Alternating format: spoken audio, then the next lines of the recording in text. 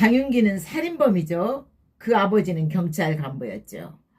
아버지를 둘러싼 경찰 조직은 장윤기를 어떻게든지 범죄를 축소하고 증거를 은닉하기 위해서 똘똘 뭉쳐 있었어요. 그런데 만약에 이 사건이 언론에도 드러나지 않는 사건이었고 또 검찰에서 관심 없는 사건이었다면 이렇게 경찰들의 비리를 밝혀낼 수 있었을까요? 아니라니까요. 이 사건은 경찰 조직에서 다분하게 일상적으로 일어나는, 내가 겪어봤으니까 그 많은 사건들 중에 한 가지더라는 거예요. 내가 강아지를 키우고 있잖아요. 가끔 이 창문틀에 있잖아요. 내가 창문틀에 강아지 놀으라고 이렇게 만들어 놨어요. 하여간 이 강아지 털이 우리 집에 한 개만 떨어질까요? 그리고 그 한 개를 현미경으로 조사했을 때 세포가 드러나겠죠. 그런데 그 드러난 세포 조직 외에도 강아지는 맨날 일상으로 자기 털을 떨어뜨리고 사는 거예요. 대한민국 경찰 조직이 그렇다니까요.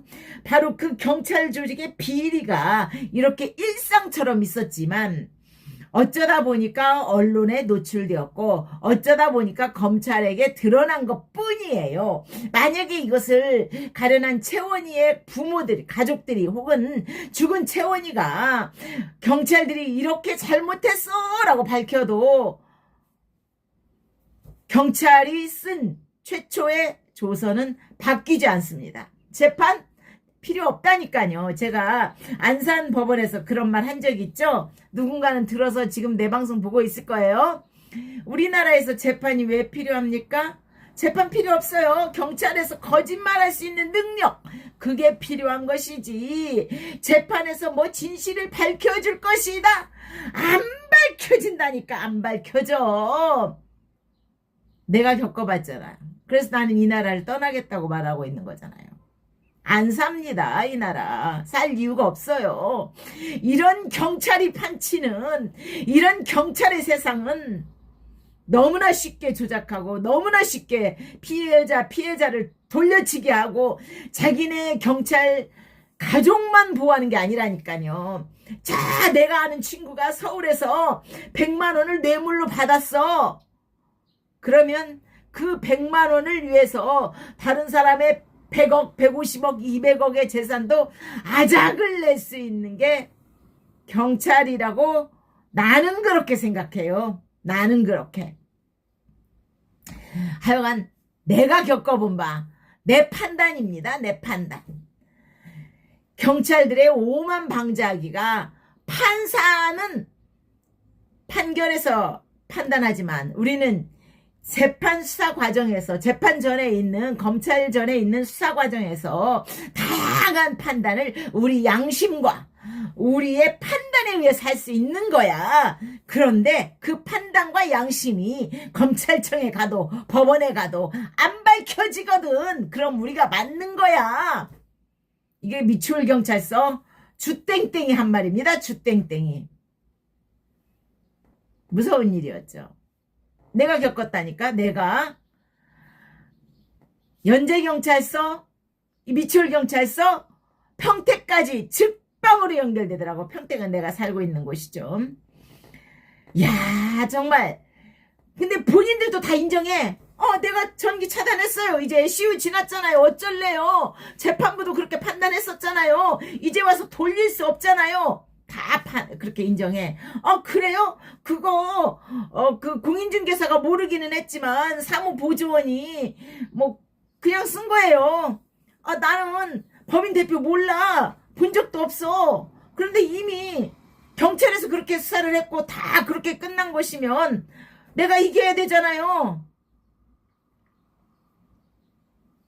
그렇게 되는 거죠. 제가 없는 돈에 변호사를 선임하려고 부산에 전화를 했어. 내 유튜브를 본 그 변호사가 우리는 못하겠대. 왜 못하느냐? 왜? 이미 법원에서 판단이 이렇게 경찰에서 이렇게 한 것을 법원에서 일단 1심에서 그렇게 판단 난 거잖아. 그러니까 나는 변호사로서 밥 벌어먹고 살아야 되는데 법원과 대립할 수는 없지 않느냐.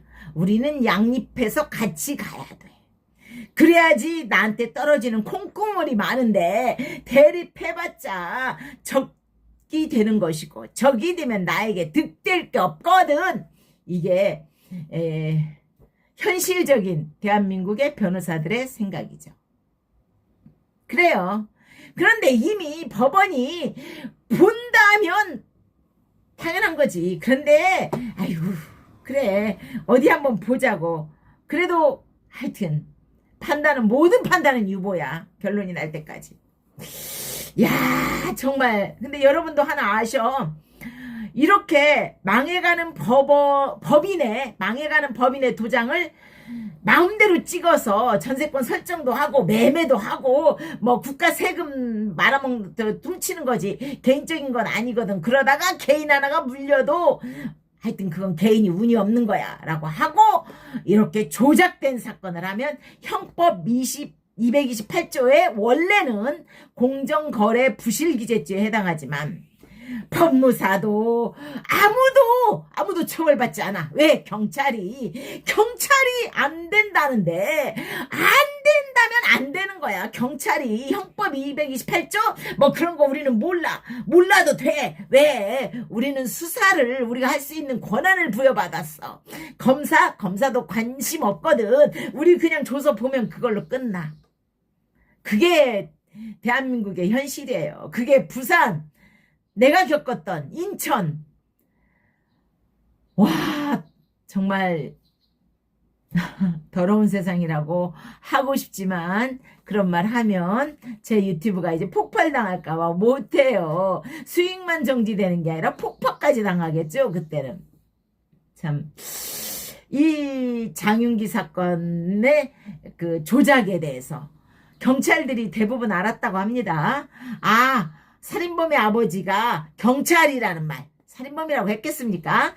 피의자의 아버지가 경찰이란 말. 우리는 비밀로 해야 돼. 경찰이라고 하면 무명 국민이 들고 일어날 거거든. 그런 이야기가 있었겠지. 그렇죠? 그리고 이제 그게 폭탄이 돼야 돼. 길도사님 말처럼 세상은 다수대중이 변화시키는 게 아니라 고객님이 변화시킬 수 있는 두려움을 극복해 보십시오 라고 했어요. 그분 돌아가셨는데 돌아가셨어. 나한테 힘을 주고 있을까? 힘과 용기를 좀 죽은 귀신이라도 줄 수 있으면 나한테 줬으면 좋겠어. 내가 이 경찰들의 만행을 민주당 의원들 서영교 전화했었죠? 정청래 전화했었죠? 조국 전화했었죠? 홍기환 전화했었죠? 우원식 전화했었죠? 아무도 관심 없어요. 은평구에 있는 그 사람 좀 전화 안 받아요. 그리고 자기들은 이거에 대해서 하지 않겠다고 그래. 지랄 같은 현실이야. 오늘은 다음에 또 다음 이야기 할게. 너무 길어지면 힘들잖아요.